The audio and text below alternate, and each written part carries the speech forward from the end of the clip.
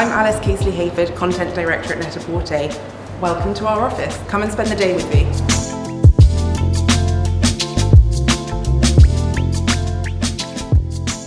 I oversee our two editorial platforms across both brands, so Porter on Net-a-Porter and the Journal on Mr. Porter. So I work with my incredible team on the strategy for our content output on those two platforms. I also oversee our podcast, which we're in the middle of season 9 at the moment. It's called The Incredible Women Podcast, and we interview an amazing roster of incredible women each season. Part of my team also works on marketing. Effectively write everything and anything that you see on Net-a-Porter in terms of marketing content, so all of our campaigns, our homepage, our emails, social content, and then the final part of my team is the social team.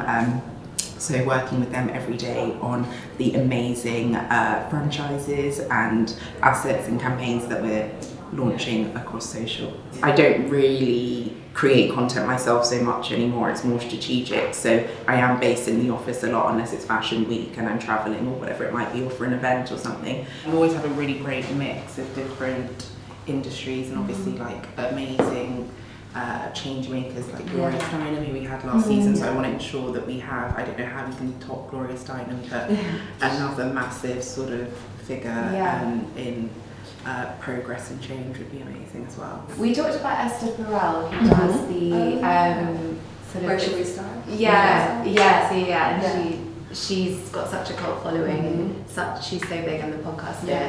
So she might be a good one to revisit as well. We'll want to start recording realistically in August, which is always tricky because everyone shuts down as on holidays. So if we can try to get a few episodes in the bag end of July, I think that would be ideal. So I'm Gillian Brett, I'm the head of fashion content.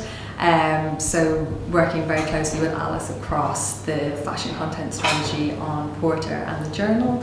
Obviously lots of sort of project management, there's lots of areas of the business, I guess, to be constantly in communication with, the buy team, the marketing team, and also looking outside, like what are people interested in, like what are people wearing, looking at the runways. And along the way, like Laverne Cox, that was probably season 1 or 2. She was amazing. Hall of Fame is pretty amazing. Hall of Fame is pretty epic. We've had like everyone in that. Do you remember we've had like Rina Sawayama? We've had Charlie X, Gosh, we're a bit too passionate. I love the Lisa Tadeo one as well. Yes, that was really a real. good. That was a real. Three Women was one of my favourites. I think it's just people who are changing the game, challenging the status quo, people who are at the forefront of their industry and fighting for change or just shifting the dial really. So Olivia Wakefield, I'm the senior entertainment editor across Porter and Mr. Porter. So I am responsible for casting celebrity talent for the covers, podcast, any of the franchises that involve any celebrity talent.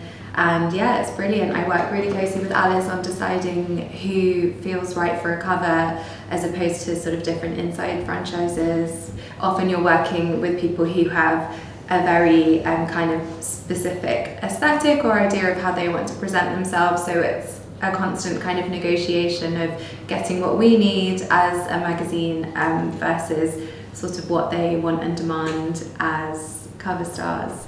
Lots of these like slim, long line silhouettes. They were planning it up to like $1 million, so it's a lot. I think we're most likely going to shoot the cover in New York. Great. So that will make it a little bit easier anyway. So I'm Abbi Minchin, I'm our buying editor here at Net-a-Porter. So my job's a little bit of a niche one, I always say to people. I work in our buying team, but my job is to liaise directly with marketing and all of our channels. So just ensuring that all of our customer touch points across Porter magazine, our site, our homepage, social, everything that our customer sees from us is reflective of our buy. We have about 400 brands that we stock, so obviously there's a lot of product to choose from in general. We have a buying team on Net-a-Porter. There's about 12 departments. Each season they will go out to market, we call it. So they will go and see the brands, they will go to their showrooms, they'll see the collection. So for example, a collection you see on the runway will then be set up in a showroom. They will then pick which products they want to buy for our site. So I think our buyers are incredible. A lot of them have been here a very long time and they know our customer kind of inside out. So I guess what we stock versus what the brand will have on their own website, or what we stock versus another retailer will be very specific, because we're buying for our customer, for the Net-a-Porter customer, and they know them so well. So what they pick might not be the same as what other people would pick, but it's for a purpose, and it's all to kind of make sure the customer has the best product. Well, all of our content is really here to primarily entertain our customer, but also to amplify our buy. So it's all about bringing the product to life, storytelling around the product, how to style the product, inspiration, also where fashion kind of intersects with every other aspect of our lives. So popular culture, beauty, lifestyle, travel. We have a monthly cover star on Net-a-Porter, and it's something that exists across our homepage, but then also across video, across social. It's in our newsletter, so it's very multi-channel, and it's an amazing opportunity to profile incredible talent within our community, and obviously they wear our amazing clothes as well. I loved Casely-Hayford, who we did about 4 years ago. That was like just when she was on the cusp of being a megastar. I love when we capture someone when they're on the tipping point of being a megastar. We really nail the casting when we know someone's going to be mega and we get there before anyone else. So this really felt like that type of moment. The shoot was exquisite, the fashion was amazing, the location. Oh, actually, there was Lupita Nyong'o last year. There have been, so many. And some really great ones to come. So, and Kate Winslet. So it's just a really nice mix because our customer base is pretty broad. Really nice to see all of these things together so that we can look ahead at the timeline and how the assets are kind of going to live or coexist. So this is Lovely Liv in the creative team, and we are looking at some mood boards for some upcoming shoots.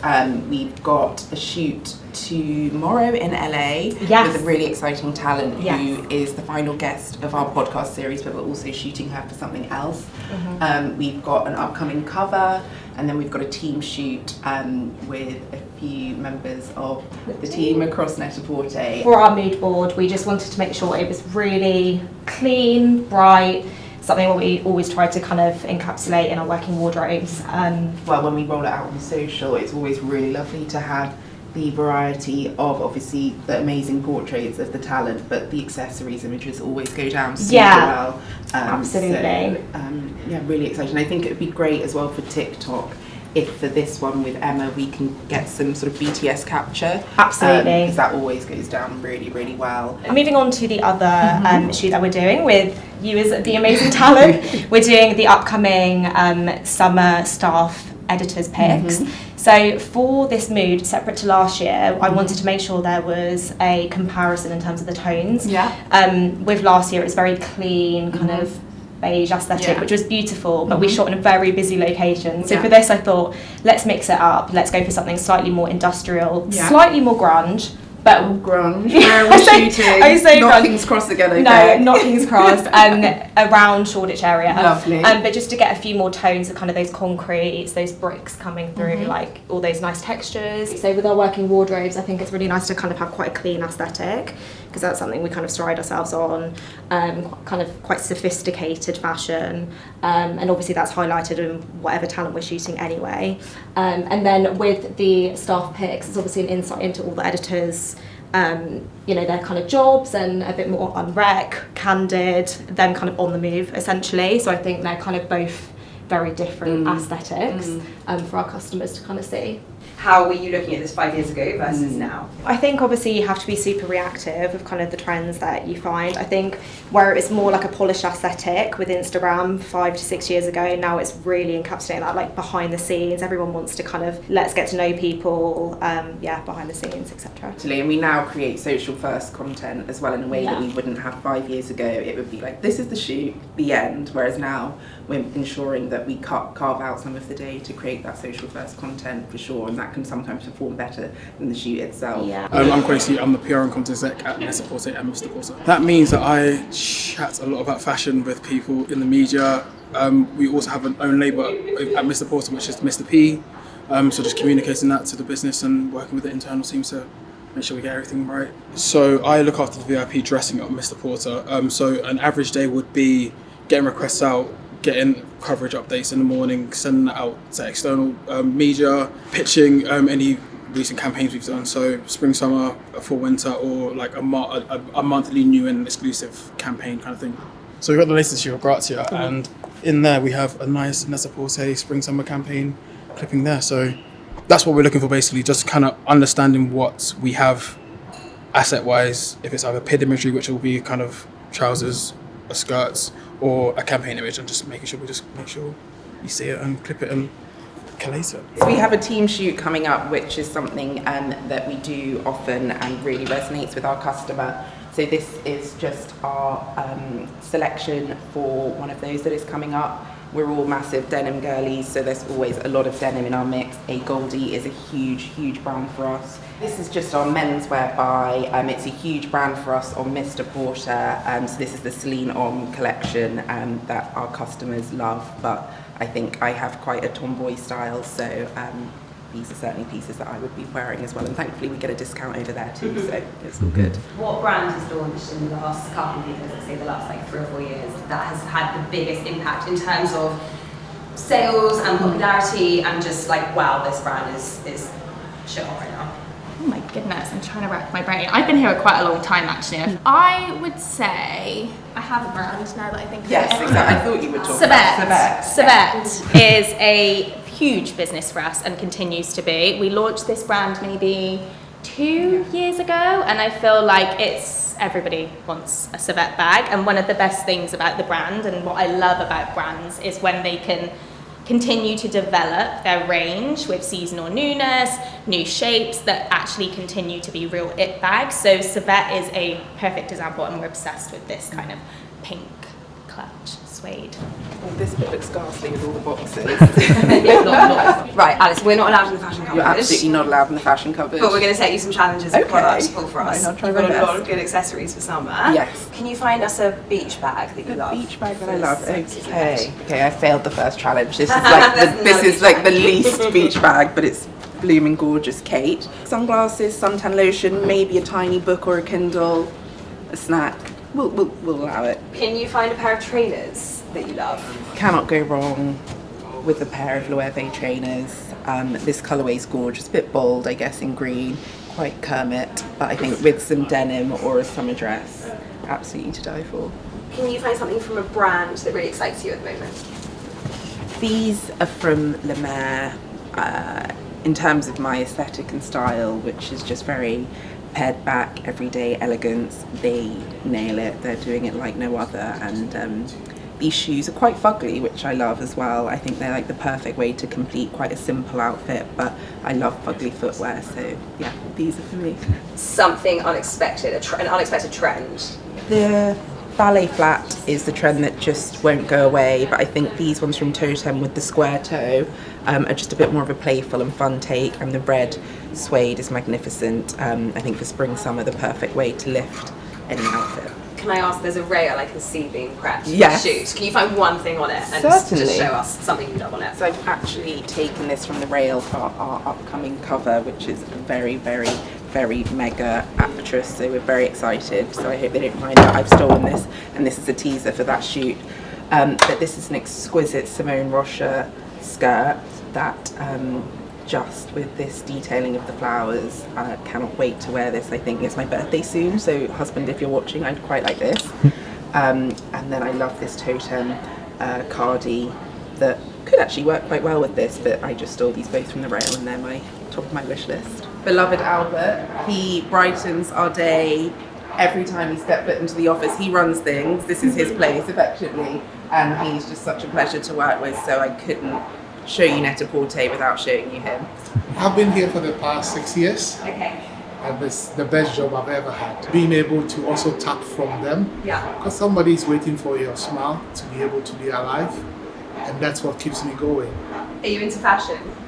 Very well. Yeah. Fashion. You can see everything. We have got all of the brand and marketing team, we've got the studio team, so everything that you see on site, all of the gorgeous e-commerce imagery, there's a vast studio behind this Can we wall. see? Are we allowed to see the No, studio? absolutely we're not. So all of buying and merchandising, so the amazing teams that select everything that we stock, and then who make it look gorgeous on site, they all sit here. We have the PR team and the comms team, the fashion team are there, but they're all out on a shoot. creative team, I don't know who some of the people are, IT, all sorts. So all of my family work in fashion, so I guess it was unavoidable, but my parents said please don't ever work in fashion, but unfortunately both my brother and I ended up in it. In the 80s when they started out, the industry was incredibly elitist and not inclusive or diverse, so as two black designers helming a brand, it was really, really challenging for them. So I guess they were reticent for their kids to enter an industry that is notoriously bitchy and challenging and racist. It has been historically. So, but lo and behold, we both ended up in the industry, but I was adamant that I'm not creative at all, so I could never have been a designer, but I've always been interested in words and writing and storytelling from a very young age. So I studied English literature at university, and then I studied in London, so I started interning for different publications and platforms while I was at uni, and then just grew from there. Right now I am editing the final episode of our Incredible Women podcast, Series 9. I have the torture of listening back to my own voice as I interview Emma Greed. My goodness, she gives good quote. Of all of our guests in recent times, she's such a pro and such a powerhouse, and obviously she's a CEO and brand founder, has worked with incredible charities as well. So in terms of nailing every question, she just gives the perfect answers. Our amazing production team send me back the first edit, and then I have to listen to it time and time again until we're happy. Well, these were just two on my desktop, so they're not the most exciting, but I think they reflect my everyday style. This was an event I hosted a couple of weeks ago, and this is an Essie Studio dress with some silver Jimmy Choo kitten heels, and then this is a predominantly Gucci look that is something that I might wear to the office, but then if I was going out after dark as well. Can I ask you anything that's ever gone wrong? Something that God, you every day. but like something specific. I think just how to be reactive. We've had cover shoots collapse on the day, we've had photographers stranded, we've had clothes trapped on a flight, whatever. Everything that could go wrong has gone wrong, so it's just like how to problem solve, and that is something that I've definitely learned to do in this team and in this job, and there's no time to sort of it's just like, what are we going to do now? And I'm so grateful to my amazing team because they truly are problem solvers. Well, I think the most outstanding event was for Incredible Women, which is our franchise, for Women's History Month last year when I was 8 months pregnant, but I co-hosted this event with Michaela Cole, Kate Winslet and Gillian Anderson, and we had incredible attendees. Aside from the host, we had like Ambika Mod, Molly Manning Walker, just the most amazing room full of truly inspiring women. I can't believe still to this day that we pulled it off. I can't believe that I rolled in 8 months pregnant and we were able to do that, but it just sort of was the encapsulation of everything that we've worked towards in terms of celebrating amazing women. This wonderful fashion moment, it was sponsored by De Beers, so we were all dripping in diamonds, and just the conversation was amazing, and Michaela Cole, Kate Winslet and Gillian Anderson all stood up and gave these incredible speeches just about their careers and how they're inspired by the next generation of talent, and it was absolutely unforgettable.